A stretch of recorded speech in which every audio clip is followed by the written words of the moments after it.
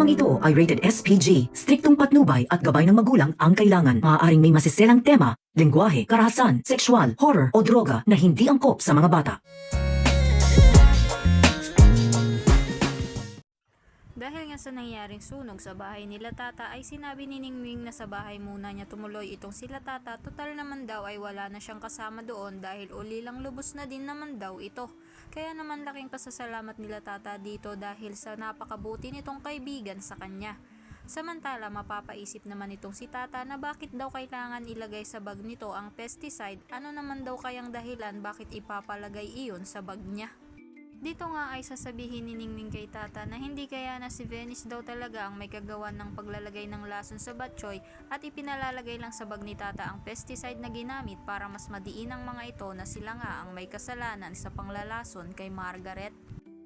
Nasa ganoong tagpo nga sila Tata at Ningning nang makatanggap naman ng tawag si The Boy at gulat na gulat ito nang sinabi ng nasa kabilang linya na dinala daw sa ospital si Inay Guapa dahil bigla na lang daw itong bumagsak sa loob ng kulungan.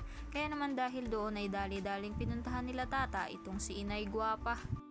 Sa kabilang banda makikita na nga ng personal ni Ivana itong bagong itsura ni Venice at agad nga itong lalapitan ni Ivana at tatanungin niya itong si Venice kung sino daw ang doktor na gumawa sa mukha nito.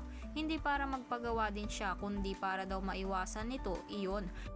Kaya naman sa inis ni Venice dito kay Ivana ay hinablot nito ang buhok ni Ivana at sinabunutan niya ito.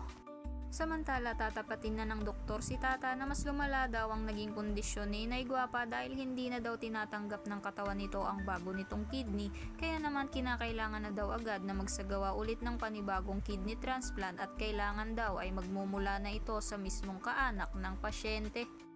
Dagdag pa ng doktor kay Tata na hindi daw compatible ang kidney ni Tata kaya hindi siya pwedeng maging kidney donor.